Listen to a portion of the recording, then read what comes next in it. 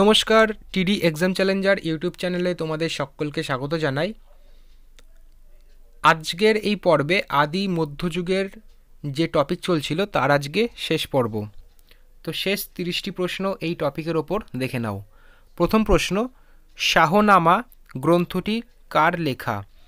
শাহনামা এই গ্রন্থটি কে লিখেছে? সঠিক অ্যান্সার হবে ফিরদৌসি এই গ্রন্থের লেখক। অপশান বি সঠিক অ্যান্সার। পরবর্তী প্রশ্ন, কোন পাল রাজাকে পরাজিত করে বাংলা বিজয়ের পর প্রথম রাজেন্দ্র চোল গন্ডাইকোন্ড এই উপাধি গ্রহণ করেছিল? তো কোন পাল রাজা পরাজিত করার পর এটি গ্রহণ করা হয়েছিল? প্রথম মহিপাল। অপশান ডি এই প্রশ্নের সঠিক অ্যান্সার। পরবর্তী প্রশ্ন, কোন রাষ্ট্রকূট রাজা কন্নড় ভাষায় রত্নমালিকা রচনা করেছে? রত্নমালিকা এটি কোন রাষ্ট্রকূট রাজা রচনা করেছে? সঠিক অ্যান্সার প্রথম আমকবর্ষ। অপশান সি এই প্রশ্নের সঠিক উত্তর। পরবর্তী প্রশ্ন, দাইভাগ এর রচয়িতা কে? দাইভাগ এর রচয়িতা হচ্ছে জিমুথ বাহন। অপশান সি সঠিক অ্যান্সার। পরবর্তী প্রশ্ন, সন্ধ্যাকর নন্দী কোন বংশের সভাকবি ছিল? গুরুত্বপূর্ণ প্রশ্ন, সন্ধ্যাকর নন্দী কোন বংশের সভাকবি ছিল? তিনি পাল বংশের সভাকবি ছিল। অপশান ডি সঠিক অ্যান্সার। পরবর্তী প্রশ্ন, সেন বংশের প্রকৃত প্রতিষ্ঠাতা কে? 6 দাগের প্রশ্ন, সঠিক অ্যান্সার হবে বিজয় সেন, সেন বংশের প্রকৃত প্রতিষ্ঠাতা। পরবর্তী প্রশ্ন, কোন গ্রন্থ থেকে কৈবত বিদ্রোহের কথা জানা যায়? কৈবর্ত বা কৈবত এই বিদ্রোহের কথা কোন গ্রন্থ থেকে জানা যায়? তো দেখো এই প্রশ্নের সঠিক অ্যান্সার হবে অপশান এ, রামচরিত এই গ্রন্থ থেকে এটি জানা যায়। পরবর্তী প্রশ্ন, দানসাগর আর অদ্ভুত সাগর এই গ্রন্থদ্বয়ের লেখক কে?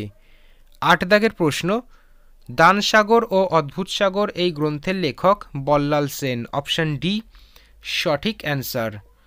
পরবর্তী প্রশ্ন, গৌড় রাজ্যের প্রাথমিক তুর্কি শাসকরা নিম্নলিখিত কোন রাজবংশের অন্তর্ভুক্ত ছিল?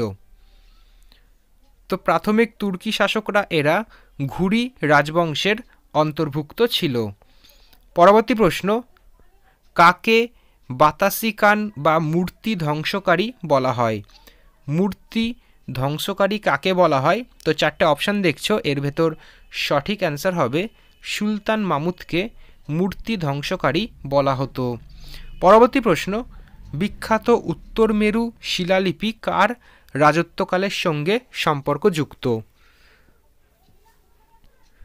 উত্তর মেরু শিলালিপি এটি প্রথম পরাত্তক এই রাজত্বকালের সঙ্গে সম্পর্কিত। পরবর্তী প্রশ্ন, সঙ্গম সাহিত্যের কেন্দ্র এবং সঙ্গম কবিদের পৃষ্ঠপোষক ছিলেন কে? এই প্রশ্নের সঠিক অ্যান্সার হবে অপশান এ, অপশান বি আর অপশান সি, তার মানে অপশান ডি সঠিক অ্যান্সার। পরবর্তী প্রশ্ন, পল্লব চোল স্থাপত্যশিল্পী কী নামে পরিচিত? তো দেখো এই প্রশ্নের সঠিক অ্যান্সার হবে অপশান বি, দ্রাবিড় নামে এটি পরিচিত। পরবর্তী প্রশ্ন, চোলদের রাজধানী কোথায় ছিল? চোলদের রাজধানী কোথায় ছিল? সঠিক অ্যান্সার তাঞ্জোরে। Option C.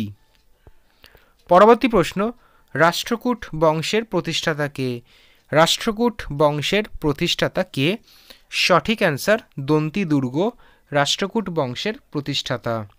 পরবর্তী প্রশ্ন, সঙ্গম যুগে গুপ্তচরদের কি নামে ডাকা হতো? তো দেখো এই যুগে গুপ্তচরদের ওরার এই নামে ডাকা হতো। অপশান বি সঠিক অ্যান্সার। পরবর্তী প্রশ্ন দেখো বলা হয়েছে কাম্ব রামায়ণ কোন ভাষায় রচিত? সঠিক অ্যান্সার হবে এটি তামিল এই ভাষাতে রচিত।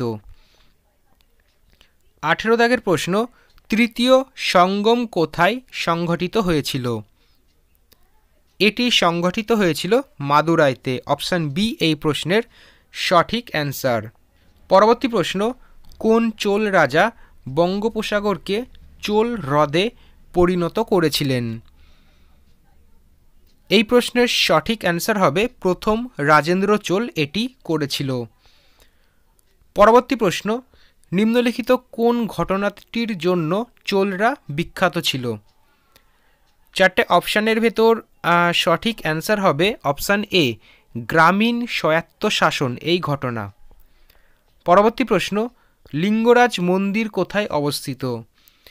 লিঙ্গরাজ মন্দির এটি কোথায় অবস্থিত?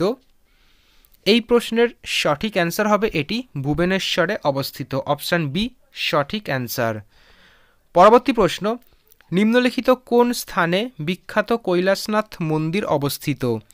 22 দাগের প্রশ্ন, এই প্রশ্নের সঠিক অ্যান্সার হবে ইলোরাতে এটি অবস্থিত। অপশান সি সঠিক অ্যান্সার।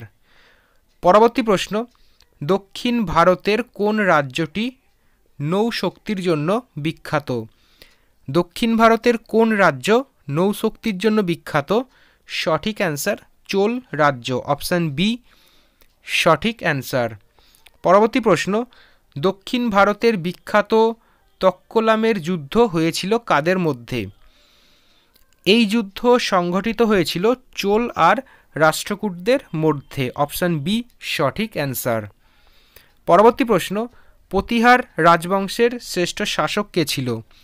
প্রতিহার রাজবংশের শ্রেষ্ঠ শাসক ছিল মিহির ভোজ বা ভোজ। অপশান এ সঠিক অ্যান্সার। পরবর্তী প্রশ্ন, গোপাল কোন বংশের প্রতিষ্ঠা ছিলেন? কোন বংশ গোপাল প্রতিষ্ঠা করেছিল? তো দেখো এই প্রশ্নের সঠিক অ্যান্সার হবে পাল বংশ তিনি প্রতিষ্ঠা করেছিল। পরবর্তী প্রশ্ন, আরব পর্যটকরা নিম্নোক্ত কোন রাজবংশকে বলহর নামে অভিহিত করত?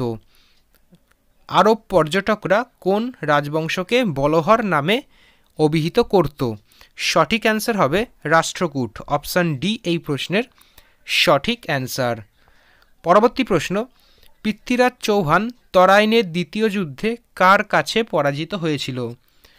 তরাইনের দ্বিতীয় যুদ্ধ হয়েছিল 1192 খ্রিস্টাব্দে। তো পৃথ্বীরাজ চৌহান এই যুদ্ধে পরাজিত হয়েছিল মোহাম্মদ ঘুরির কাছে। পরবর্তী প্রশ্ন, লক্ষণ সেনের আমলে কোন মুসলমান আক্রমণকারী বাংলা জয় করেছিল? তো এই সময়ে বখতিয়ার খিলজি এই মুসলমান আক্রমণকারী বাংলা জয় করেছিল।